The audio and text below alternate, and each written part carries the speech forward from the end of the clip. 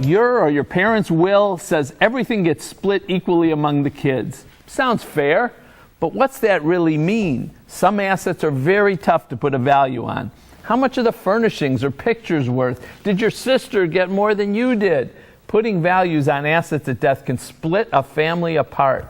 Here to help us avoid family wars is my law partner, Mike Solomon. Thanks for joining us, Mike.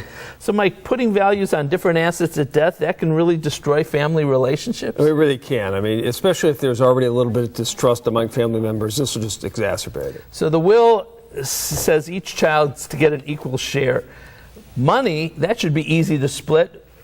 Does everything have to be sold so we can turn it into money and split it? Well, that is one way. Certainly if you cash it all out, it's easy to divide up. But a lot of times that's not what the family really wants. There might be a picture that has sentimental value. Or, if they have furniture, they might want to take it because when you try to sell used furniture, you probably don't get much. Maybe there's a house that one of the family members wants to own and occupy. Then maybe selling all the assets doesn't make sense. So which assets are easiest to set a value on? Well, cash, obviously, and then stocks and bonds, mutual funds. Those are relatively easy to value. Because there's a market. That's right. Public market. Okay. The trouble may be with real estate. That becomes more troublesome because the market goes up and down, and you never really know if the right value, and the county valuation might not be. Should you get an appraiser? Yes, you should. Definitely, to protect yourself, get some appraisers. You can get them from the American Society of Appraisers, the Appraisers Association of America, or the International Society of Appraisers. It's a very good way to handle that problem. What is the hardest asset to set a value on? Well, collectibles like coins and stamp collections, even gun collections, those are hard to set a value on. You ought to get an expert on it to value at that. And then the house, many times there'll be a lot of odds and ends, and you don't know whether they're junk. Tchotchkes. Yeah, that's right. You don't know if they're worth something or they're not worth something. So you might want to get an expert to try to value that for you. And if you don't get a value and everybody just says, that's okay, you take this, I'll take that, that's where the problems come in potentially, because the values may turn out not to be fair or equal. That's correct. That's right. All right. Thanks, Mike. Good information.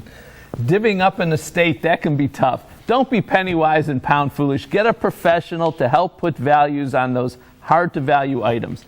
Otherwise, you could wind up losing some priceless relationships. Call Budish, Solomon, Steiner, and Peck at 1-888-236-5173 for more information or to schedule a speaker for your organization. Or log on to www.budishandsolomon.com. Thanks for joining us on next week's show. Is there a pension that perhaps you've put out of your mind?